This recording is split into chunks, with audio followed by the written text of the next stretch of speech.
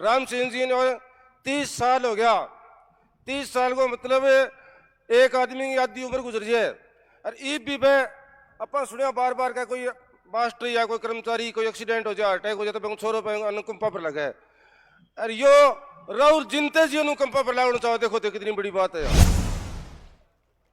तो के इब के बेलियो ओ जुंदेयो बोट इब के बेलियो ओ जुंदेयो बोट 30 साल में नहीं भरिया काचा रह गया रोट किसानों काचा।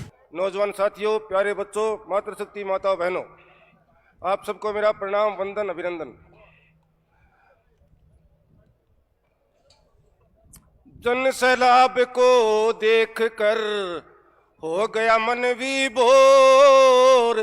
जन सैलाब को देख कर हो गया मन विभोर। देवेंद्र जी चाल पड़ा अब दिल्ली की ओर किसान अब दिल्ली की ओर। साथियों, मोदी जी ने अपने पास जो हीरा भेजा है उस हीरे के बारे में आपको 2 लाइन और सुनाता हूं। धन्य मोदी आपको एक हीरा भेजा आज। धन्य मोदी आपको एक हीरा भेजा आज। हम सबका भी फर्ज बने राखा उसकी लाज किसानों राखा उसकी लाज। साथियों, राम सिंह जी ने 30 साल हो गया।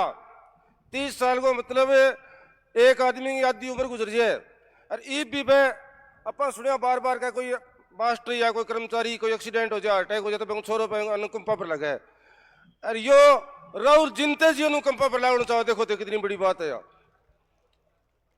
तो के इब के बेलियो ओ जुंदेयो बोट इब के बेलियो ओ जुंदेयो बोट 30 साल में नहीं भरिया काचा रह गया रोट किसानों काचा रह गया रोट। साथियों, जब हम छोटे थे, पहली दूसरी तीसरी क्लास में पढ़ते थे तो हमें पढ़ाया जाता था कि भारत एक विकासशील देश है और आज हमारी दूसरी तीसरी पीढ़ी को भी यही पढ़ाया जा रहा है कि भारत एक विकासशील देश है।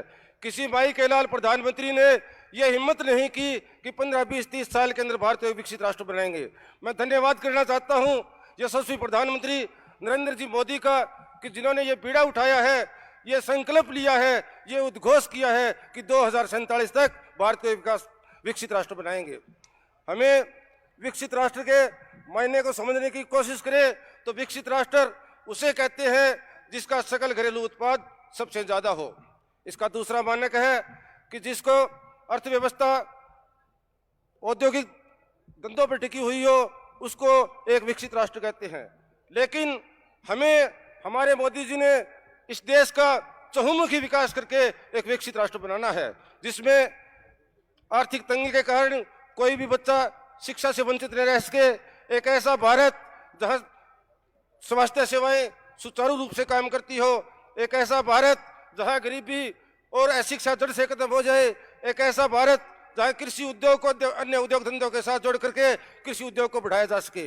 एक ऐसा भारत जहां रहने वाला कोई भी व्यक्ति या कोई भी वर्ग अपने आप को अलग तरह न समझ सके।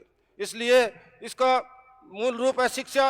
अगर भारत शिक्षित हो जाएगा तो आधी से अधिक समस्याएं अपने आप खत्म हो जाएगी। जय हिंद, जय भारत।